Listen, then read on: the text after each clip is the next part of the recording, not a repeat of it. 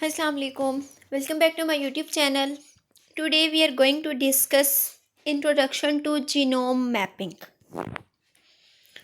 Genome mapping basically क्या होता है? अब क्रोमोसोम्स होते हैं ना, जीन्स उन पे मौजूद होती हैं। सो जीनोम मैपिंग एक ऐसा प्रोसेस है जिसकी हेल्प से हम ये देखते हैं कि जीन्स एक्चुअली किस जगह पे मौजूद हैं, यानी कौन सी जीन जो है वो क्रोमोसोम में कौन सी पोजीशन पे है। सो जीनोम मैपिंग एक ऐसा प्रोसेस है जिसकी हेल्प से हम जीन्स की लोकेशन को आइडेंटिफाई करते हैं बेसिकली। ठीक है, इससे हमें हेल्प मिलती है कि हम जीनोम स्ट्रक्चर को अंडरस्टैंड कर सकें, जीनोम स्ट्रक्चर को स्टडी कर सकें। अब डिफरेंट अप्रोचेज़ होती हैं इसकी। लो रेजोल्यूशन अप्रोच है एंड हाई रेजोल्यूशन अप्रोच है। अगर हम लो रेजोल्यूशन अप्रोच की बात करें ना, तो उसमें हमारा मेन फोकस क्या होता है कि हमें जो जेनेटिक मार्कर्स हैं उनकी लोकेशन पता चल जाए और जेनेटिक मार्कर्स के दरमियान में डिस्टेंस कितना है ये पता चल जाए।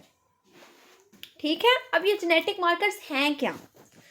जेनेटिक मार्कर्स क्रोमोसोम का ऐसा पोर्शन होते हैं जिनको हम आइडेंटिफाई कर सकते हैं और हम उनका इनहेरिटेंस पैटर्न जो है उसको ऑब्जर्व कर सकते हैं, यानी वो किस तरह नेक्स्ट जनरेशन में ट्रांसफ़र हो रहे हैं। ठीक हो गया। अगर हम यूकेरियोट्स की बात करें तो उसमें जो जेनेटिक मार्कर्स होते हैं ना, वो सिर्फ मॉर्फोलॉजिकल करेक्टर्स पे फोकस करते हैं, यानी ऐसे करेक्टर्स जो जिनको हम ऑब्जर्व कर सकें, जैसे साइज़ है, शेप है। ठीक है, ये मॉर्फोलॉजी बेस्ड करेक्टर्स होते हैं। तो जो यूकेरियोट्स हैं उनमें जेनेटिक मार्कर्स का किसको रिप्रेजेंट कर रहे हैं? मॉर्फोलॉजिकल फिनोटाइप्स को।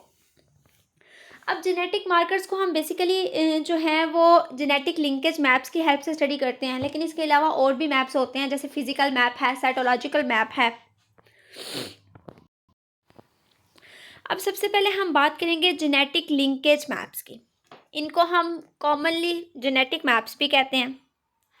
अब जेनेटिक लिंकेज मैप्स हम कब यूज़ करेंगे? जब हमने जेनेटिक मार्कर्स की पोजीशन को आइडेंटिफाई करना है और रिलेटिव पोजीशन, यानी अगर एक मार्कर जो है वो इस जगह पे मौजूद है तो दूसरा मार्कर इससे कितने डिस्टेंस पे मौजूद है, यानी हम उनकी लोकेशन देख रहे हैं in relation to other genetic markers. ठीक है, और इसके साथ साथ जेनेटिक मैप्स में हम ये भी स्टडी कर सकते हैं कि हाउ फ्रीक्वेंटली जेनेटिक मार्कर्स जो हैं वो एक साथ इनहेरिट हो रहे हैं, यानी हम ये देखते हैं फॉर एग्जांपल हमारे पास दो जेनेटिक मार्कर्स हैं, एक यहाँ पे है, एक यहाँ पे है। अब हम जेनेटिक मैप्स की हेल्प से ये भी स्टडी कर सकते हैं कि नेक्स्ट जनरेशन में कितनी दफ़ा ये दोनों जेनेटिक मार्कर्स जो हैं ये इकट्ठे ट्रांसफ़र हुए हैं। ठीक है, और हम फ्रीक्वेंसी देख सकते हैं। फ्रीक्वेंसी बेसिकली क्या होती है? अक्ररेंस ऑफ समथिंग है ना। तो इसमें हम ये देख रहे हैं कि जेनेटिक मार्कर्स कितनी दफ़ा इकट्ठे इनहेरिट हुए हैं। अच्छा, इसके पीछे क्या वजह है? अब देखें, जेनेटिक मार्कर्स जितने ज़्यादा क्लोज होंगे ना, उतना उनकी सेपरेशन जो है वो कम होगी थ्रू क्रॉसिंग ओवर, और वो एक साथ नेक्स्ट जनरेशन में ट्रांसफ़र होंगे। अगर नेक्स्ट जनरेशन में दो जेनेटिक मार्कर्स के ट्रांसफ़र होने की फ्रीक्वेंसी बहुत ज़्यादा है तो इसका मतलब ये है कि उनके दरमियान में डिस्टेंस बहुत कम है और वो जो है एक दूसरे के क्लोज हैं। इसकी वजह से वो क्रॉसिंग ओवर में सेपरेट नहीं हुए। अब ये जो डिस्टेंस है basically between two genetic markers, उसको हम कैसे स्टडी करते हैं? उसको हम मेजर करते हैं with the help of centimorgans. Centimorgans basically क्या है?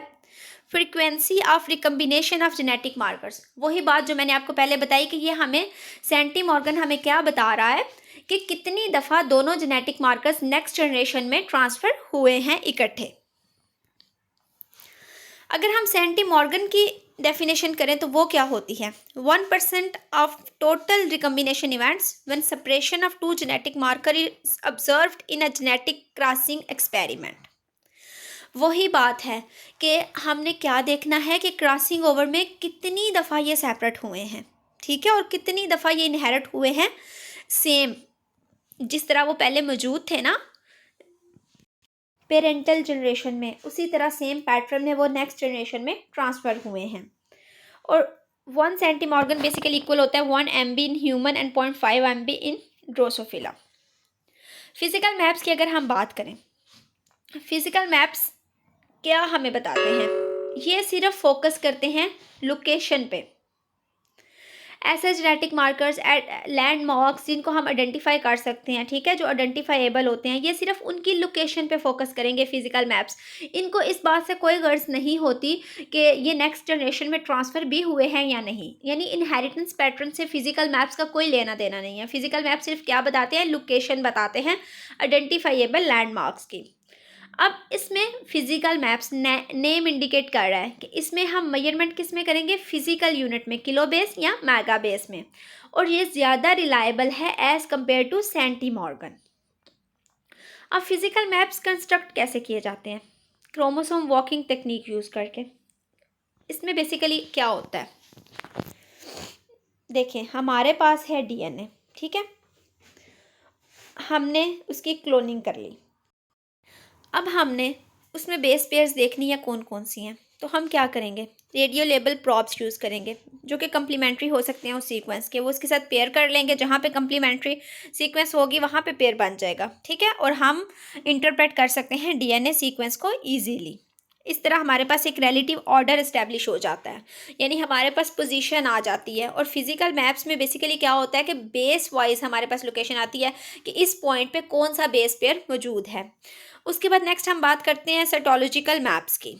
साइटोलॉजिकल मैप्स बेसिकली ये बताते हैं बेंडिंग पैटर्न, यानी जो क्रोमोसोम्स है ना उन पे बेंडिंग पैटर्न जो नज़र आ रहा होता है जब हम उनकी स्टेनिंग करते हैं, साइटोलॉजिकल मैप्स उस चीज़ को आइडेंटिफाई करते हैं, ठीक है। और साइटोलॉजिकल मैप्स के लिए हम क्रोमोसोम्स को ऑब्जर्व करते हैं माइक्रोस्कोप के अंदर, उनकी स्टेनिंग करते हैं पहले, ठीक है। लाइट और डार्क बैंड्स विजिबल हो जाते हैं।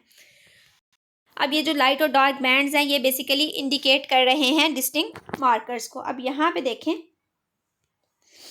ये हमारे पास देखें, ये साइटोलॉजिकल मैप है और यहाँ पे लाइट और डार्क बैंड के पैटर्न्स मौजूद हैं, और ये पैटर्न्स किसको आइडेंटिफाई कर रहे हैं, डिस्टिंक्ट मार्कर्स को।